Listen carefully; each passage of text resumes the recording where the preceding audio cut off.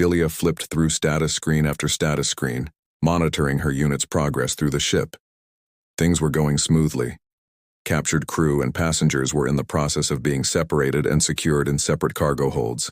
Almost the entire ship had been secured. Only a few stubborn holdouts remained, and they would be running out of air soon. She nodded in satisfaction. She turned to Tonkal, who was hunched over large pieces of paper on the deck of the bridge.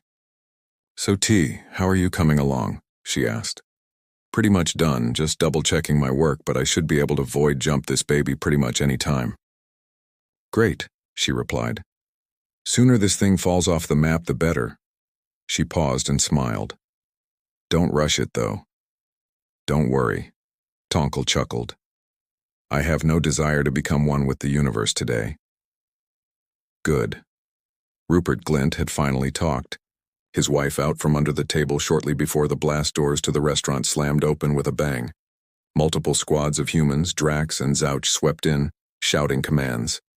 Mustering all of his courage, he stepped forward with his hands out in front of him. "Listen, we are all reasonable," he started before he was roughly shoved to the ground by Jakulsha. "Yeah, we are all reasonable," Jakulsha replied. "And you are going to reasonably pick your ass up and get over there with everyone else." "How much are they paying you?" Rupert asked, still laying on the floor in front of his terrified family. "Enough to not waste my time listening to your bullshit. Whatever it is, I'll double it."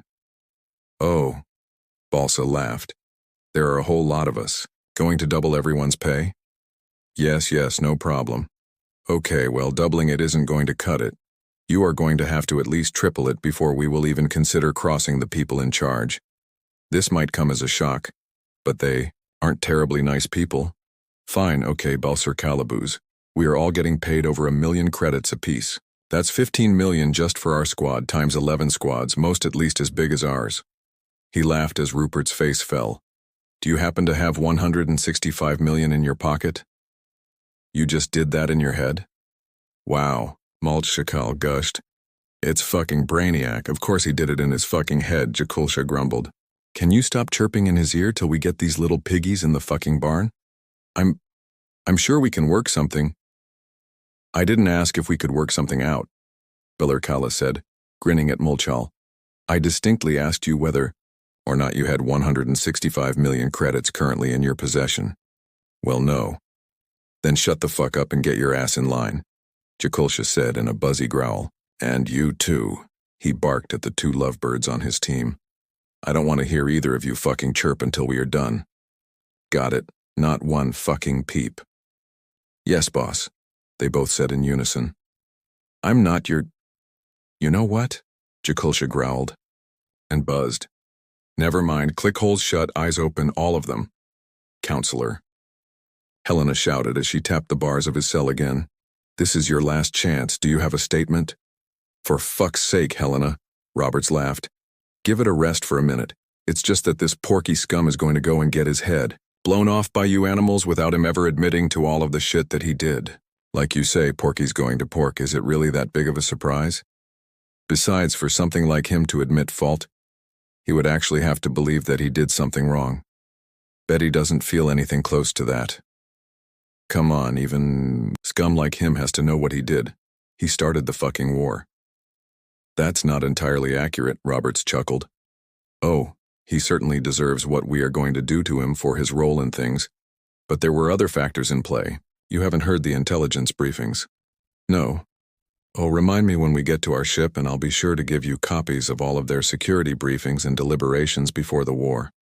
I thought that was part of what was dropped. They are pretty funny. Director Axley lost her shit, and I mean completely lost it. She was a hoot." "Holy shit, you have those?" Helena gasped. "Oh yeah, I made sure to grab them while I was in there." "Wait, you?" "Yeah, I am, in fact, the actual fucking Stain who did the hack," Robert said as he grinned at her.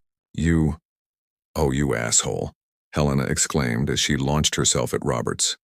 Roberts laughed as he defended himself, and as they wrestled and laughed, their eyes met, and they kissed.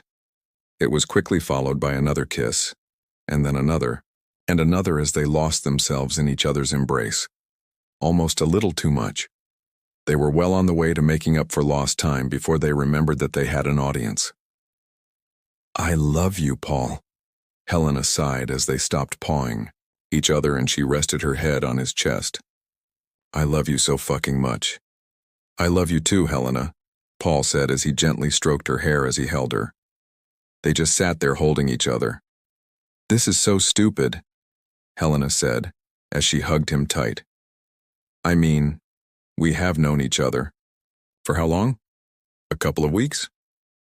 "Not even that," Paul said as he gently kissed her again. "I mean, what are we going to do? I want you in my life, like really in my life, you know?" "Yeah, I know. Me too. But we can't have that. I've tried to work out a way, but I'd last about a week in the Republic if I was lucky, and you have kill orders." "I know," Paul said as he held her. "I know. I've tried too, and I just can't see—" "Oh, please," Jesse's voice said over the intercom. "Jesse, god damn it!" Roberts exclaimed in annoyance as he glared up at a surveillance camera in the corner. "Don't you have a ship to monitor?" "Oh, I am doing that, but Bunny told me that you guys were up to something odd. I think it's time I have the talk with her. They grow up so fast." "I am perfectly aware of this talk of which you are referencing, and I have repeatedly asked you to stop anthropomorphizing me." A snippy voice cut in. "I just decided that their activities were unusual enough to warrant informing you." "Oh, Bunny, you don't have to be embarrassed," Jesse laughed.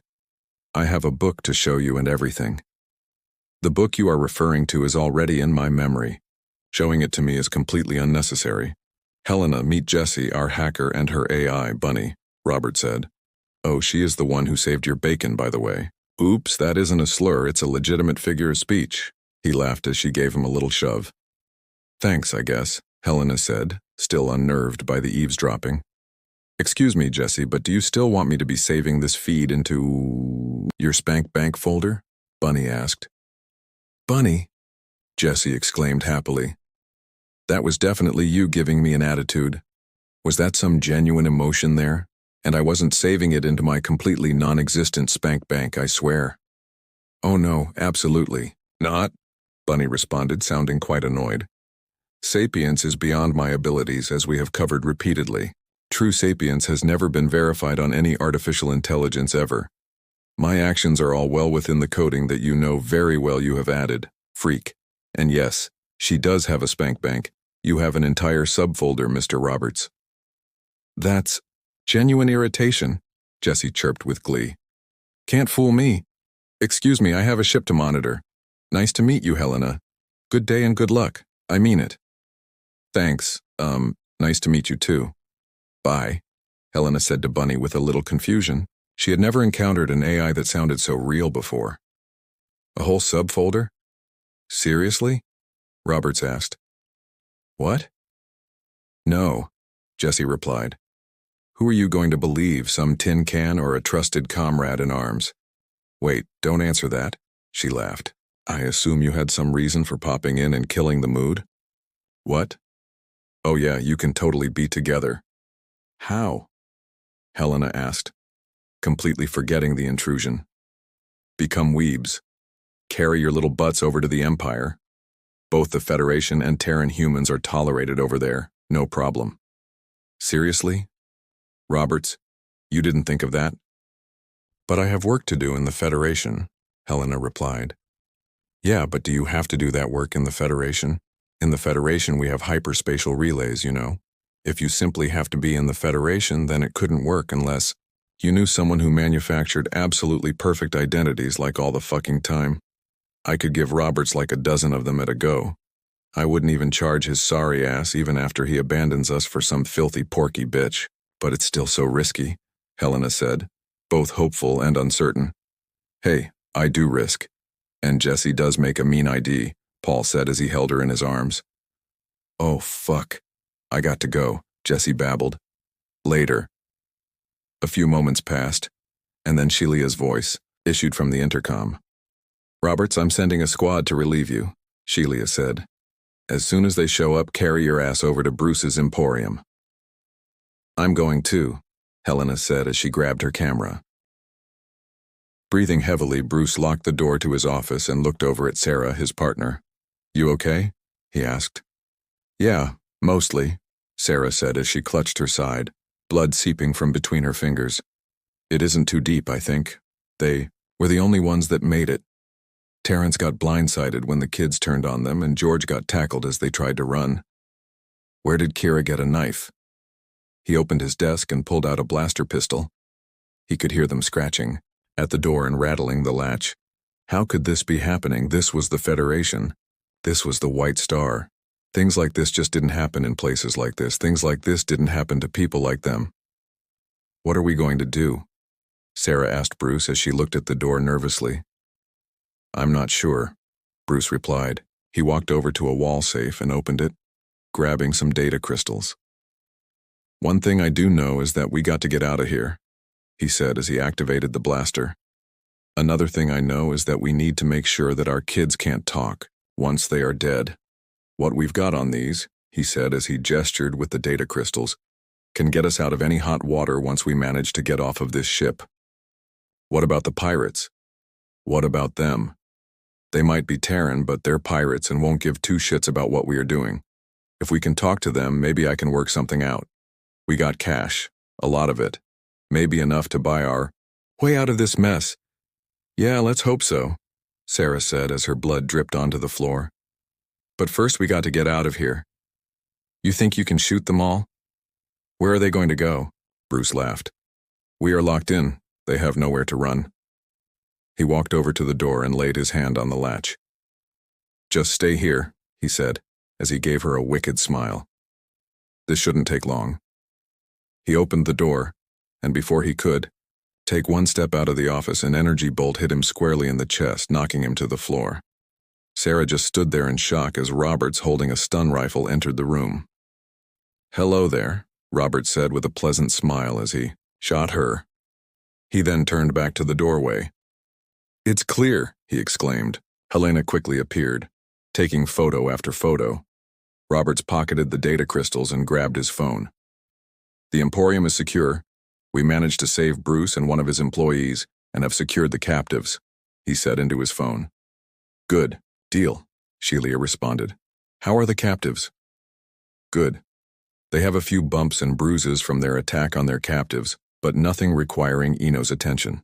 We might want him to check out the woman I just stunned. She got cut pretty deep and we don't want her to die early. Die early? Helena asked in surprise. Hey, Eno, Shelia said. How busy are you? Can you go to the Emporium? Yeah, things are stable back here, Eno replied. I've got everyone treated and stable. How much damage are we looking at back there? Shelia asked. Not bad. Better than we anticipated. Only one truly critical case. And fortunately, it's a human. So our nicer stuff worked. The idiot is safely on life support on our ship. Idiot? Yeah, Eno laughed. You know those heroes that believe that combat armor just slows them down? Yeah, she found out that a blaster bolt to the lung slows you down even more than a chest plate. Christ, Shelia chuckled. Bet she wears her armor next time. If there is a next time. How's the lung? Gone. Completely cooked. She's going to live, but she's going to be on a machine till they grow a new one for her. Fucking lucky for her we know a guy. Grab a squad and head over to the Emporium. Check out the captives too, since you will be there anyway. Got it, boss, Eno said. On my way. Roberts, Gloria is tied up for a little while. The last holdouts finally ran out of air canisters and have decided to be stupid. Gloria? Helena hissed angrily. Yes, Gloria, Shelia laughed. We have something special planned for Bruce and his friend. Gloria is the one who handles those details for us, and she's been looking forward to this for days. Roberts, hold the fort there until Gloria shows, Shelia said.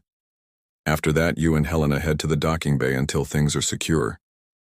Got it, Roberts said as the communication ended. What is Gloria going to do to these people? Helena asked. Sometimes we've decided that simply killing someone isn't enough, Roberts replied calmly. When that becomes the case, Gloria is the one who usually handles the details for us. She can be... I fucking know what she can be. She can be a lot. Worse, Roberts replied. We decided that Bruce and any of his associates needed to die and die badly. Gloria will handle the badly part. Helena was at a loss. She wanted to disapprove, but she had just made her way through a room full of sex slaves, some of them children. She had seen the bruises, the limps, the scars. These people needed to be punished, and not by spending a few years in a cushy Federation prison. They needed to suffer. But was this right? It wasn't. I mean, it shouldn't be. Paul had just told her that Bruce and this woman were about to be tortured to death. There would be no trial, no due process. She should object. This went against just about every value she held dear. But then she looked back at a young girl wearing only a t-shirt and panties peeking around the open doorway, and she felt nothing but anger and hatred towards Bruce and his friend. There would be no wiggling out of their fate. There would be no payoff or cover-up or blackmail. No, they were going to face justice. No, not justice. Then again, they didn't deserve that. They were going to get exactly what they had coming. They weren't going to face justice, they were going to face injustice. No, no, no, no, no. What Paul and his crew were about to do was wrong. This isn't how civilized people did things. In anger, she had often wished bad things to happen to scum like the people on this ship. But the reality of it, her whole life, right was right, and wrong was wrong. It's what drove her into journalism in the first place. Now she just wasn't sure what was right. If they did things right and turned these scumbags in, they would likely never see trial. Her story would be buried, and they would be free to set up shop again once things blew over. As fucked up as wrong was their evil stops today. Did Paul actually have a point? She really didn't want to believe so. They were going to do with a knife what could never be accomplished otherwise. Fuck, this was so fucked up. She found herself wondering what other evil they had stopped and didn't like that one bit. The young girl timidly walked over and hugged Helena. Helena looked down at her as she hugged her back. Whether it was right or wrong was still something that Helena couldn't work out, but one thing was clear. It's okay, Helena said. You are safe, and they will never hurt you or anyone else ever again. Excellent, good work, Sheila exclaimed happily as she received the latest reports. She then switched on the PA system. Attention, the ship is now secure. Repeat, the ship is now secure. Start security watch shift 1. All other squads report to docking bay. Okay, Tankle, Sheila said with a smile. Everything is buttoned down, ready to go? Absolutely, Tankle said as he took a straight edge and drew a line down from an intersection of 3 curves on a large sheet of paper to the x-axis of the graph. He then headed over to the navigation console. Jesse, is Bunny in control of their jump drive? He asked into an intercom. You know it, Jesse chirped. We're just waiting on the numbers. I'm entering them now. Bunny has the data and is feeding it into the drive's capacitor banks. Are already charged, spinning up the drive now. We will be ready to jump in 10 minutes. Sweet, Sheila exclaimed with a grin. It was a little rough there for a minute, but looks like everything is finally going according to plan. Helena was sitting with the Terran sex slaves when the door opened and Gloria walked in, pushing a large cart piled with planks, ropes, and other assorted materials. Hello, Gloria said in a monotone voice. I am pleased to see that you didn't die. Helena said nothing. She just glared at Gloria with a mixture of rage and hate. Gloria turned to Roberts. Are we good, killer? No, we aren't. Just stay out of our way. Gloria showed no emotion. Fair enough, she said. So where are my toys? This way, Robert said, as Gloria turned her empty, soulless eyes towards the room. Helena shrank back. It was the first time she saw them. She had never seen eyes like those ever. Why don't you two take the Terrans out of here? It's about to get unpleasant, she said to Helena.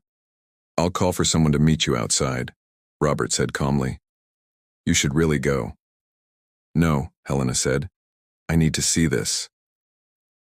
Fair enough, Gloria said. If it bleeds, it leads, right? It's not like that. We need to know, that's all. Cool. We will send some people to get the Terrans. I'll wait until they are gone, Gloria said in an empty, hollow voice. Helena, Robert said carefully. Are you sure? This is going to be bad. Really bad. I'm not sure what she has in mind, but I am sure it's going to be fucked up.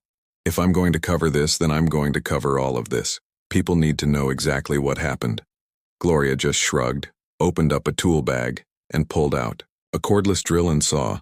Oh Jesus, Helena gasped. Attention all teams and passengers, prepare for jump.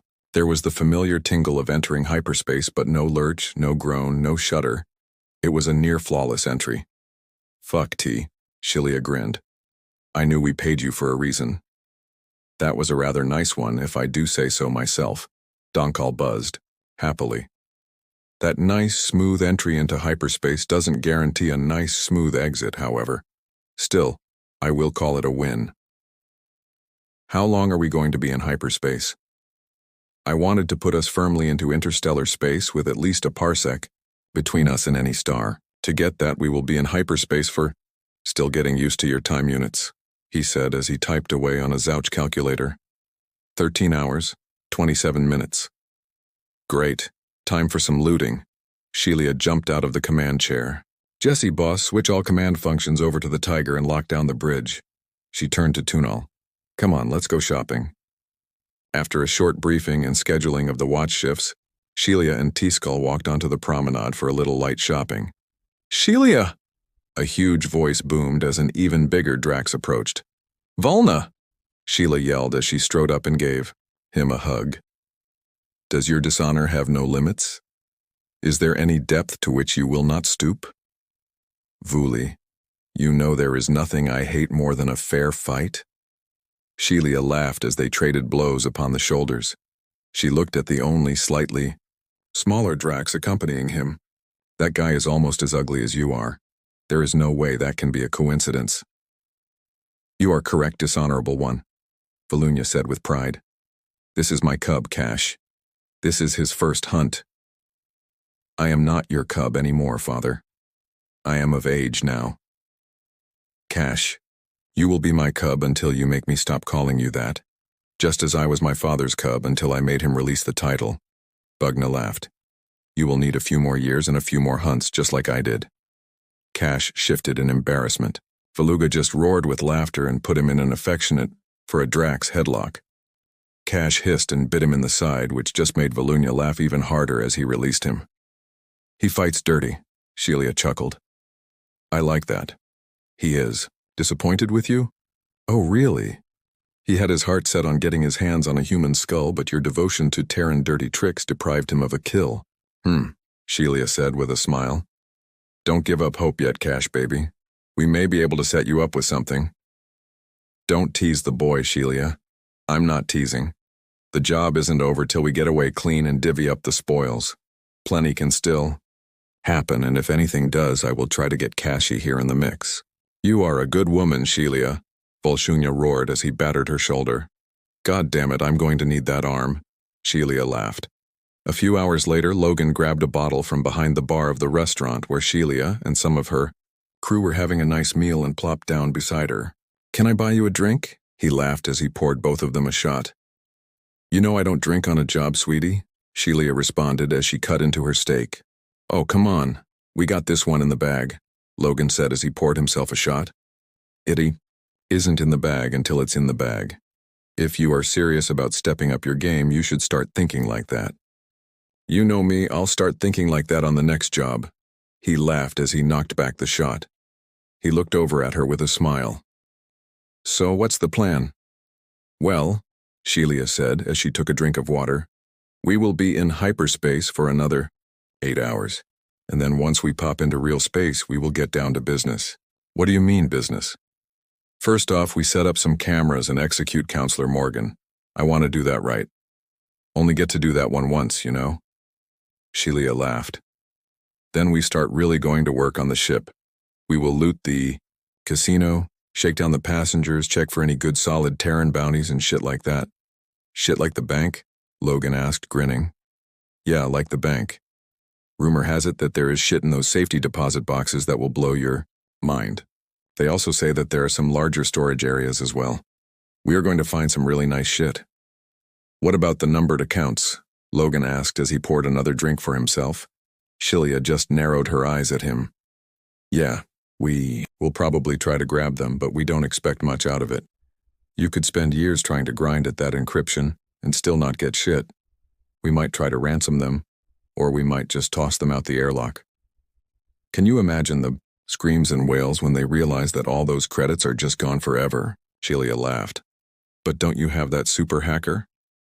Even the almighty Jesse is human, Logan. The encryption on those accounts is heavy. Seriously, those things are airtight, complete waste of time. Don't worry, there will still be plenty of credits to split up. I don't want to promise what I can't deliver, but it's no secret that we are going to be very generous with the bonuses. You be a good little boy, and you will come away from this very happy, I promise. Shelia said with a warm smile. So did you and your crew enjoy the little shopping spree? Oh yeah, Logan grinned. We even played nice with the other crews and everything. Good to hear, Shelia smiled. I was hoping we wouldn't have a repeat of previous issues. I put my foot down hard, Logan laughed. See, I can do that. Good to hear. Maybe you will become a proper pirate captain yet. So Logan, she asked, what are all those cockroaches doing over at that one place? Those Zouch have been led by Tasangal to a very nice chocolatier and introduced to the wonders of chocolate. Zouch absolutely love chocolate. Huh. Learn something new every day. At another small restaurant, Roberts emerged from the kitchen bearing a platter of sandwiches. Not the usual fine dining experience, I'm afraid, he said to Helena as he placed the platter down between them. That's okay, she said. I don't think I'm going to have an appetite for quite a while. Yeah, I did try to warn you. I know, I thought I was prepared, but shit. On the bright side, it could have been a lot more graphic. She actually almost fully skinned someone alive once. Too bad for Bruce that she wasn't feeling that merciful this time. Merciful? Compared to crucifixion, absolutely. Bruce and his friend would be dead already if she skinned them. They are going to suffer for quite a while. It's why crucifixion is Gloria's favorite when she has the time and materials. Why the fuck do you have a monster like her on your crew? Because we can use a monster like her on our crew, Robert said calmly. We aren't a traveling gospel choir. We sometimes do fucked up things, and that sometimes requires fucked up people. She isn't like this normally. Something went really wrong with her this time. Fuck, this whole job has been going really wrong from the beginning. If I could have pulled the plug on this one, I would have. What the fuck is wrong with her? Oh, so many things. You know, Robert said as he chewed thoughtfully. You should ask her yourself. Fuck what? No. Nah, seriously. You want to get the whole story? Interview her. I'm not getting anywhere near that psycho. She fucking tried to kill me. And she won't try it again. How can you be so sure? Because she's normal at the moment, in full control. This is normal. Oh, yes. Right now she is just a machine. As strange as that sounds, that craziness where she tried to kill you, whatever that was, is gone. Right now she is basically a walking AI, and she has been ordered not to touch you, so she won't. I truly hate her guts at the moment, but I have complete faith that she is, for lack of a better word, safe. Only if you are there and have one of your fucking machine guns pointed at her fucking head. Oh, I'll be there and armed, but I won't. Pointed at her. It would be too much temptation. It's a damn good thing I'm leaving because I don't think I can ever look at her again without wanting to kill her. Well, that makes two of us, Helena said, as she took a nibble of a sandwich. The difference is that you can, right? Effortlessly, Robert said as he finished off his sandwich. To be honest, it's taking a lot not to just go ahead and do it anyway. I really want her dead for what she did. Me too. Paul? Yes? How long will it take for them to die? Everybody's different, but it will take a while. Gloria did it. So it would take as long as possible, but I'm pretty sure they will get mercy in the end. Shelia had them fitted with vitals monitors. Why? Odds are because she has some questions for them, probably concerning how they got the Terrans. She will let things go for a while and then show up with 2 syringes for each of them. One will be euthanasia, and the other will be something to help keep them alive for even longer. Then she will question them, and if they cooperate, she will then administer euthanasia. If they don't cooperate, then she will give them the meds that will keep them alive for even longer. She may even have Eno treat them to extend things even further. Then she will ask again. If they still don't talk, then she might have them taken down, allow them to recuperate a little, then put them back up again. Repeat until they break. If it takes too long, there are some drugs they can add to the mix. They'll talk. Gloria is a monster, but she's nothing compared to Shelia. If Shelia wants them to talk, they will talk. It's said that Shelia can make even a collective warrior scream and beg for mercy. Fuck. I know they are scum, but damn. Hey, these watches actually fit, Jakulcha said happily, as his team was picking through the remains of a jewelry store. And these little round things are delicious, Mulch Shakal said happily as she pulled another large pearl off of a necklace. I'm pretty sure you aren't supposed to eat those, Valera chuckled as he selected an expensive watch. What? Are they poisonous or something? Let me check, Burkula said as he pulled out his tablet. Those are called pearls, and they are made of something called nacre, a secretion made by something called an oyster, a creature from Terra. They are actually quite valuable. Looking at this, there is nothing in there harmful to us. You are gobbling up thousands of credits, but aside from that, it's all good. Well then, I'll just be sure to savor them then. Here, try one, she said as she handed Balcircula one from the strand. You're right, they are quite tasty. Too bad we won't be able to get more of these, Mulshakal said, as she started handing them out to her team. Oh, we will, Balurakala said, with a happy click. Oysters make the inner layer of their whole shell out of this stuff. I'm willing to bet we will be able to get our manipulators on plenty of it cheaply. According to this, only these little round accretions are valuable. The shells themselves are not expensive at all. So maybe we should stop eating thousands of fucking credits then. Jakul Shah laughed as he popped a pearl into his mouth. At the very least, wait till some of the porkies can see us do it. Bet that would be funny as shit. Hopefully one of the passengers is wearing some of these, and we can just take them off of their neck and eat them right in front of them. That would be hilarious, Salzrash laughed. Moshakal chuckled as she started.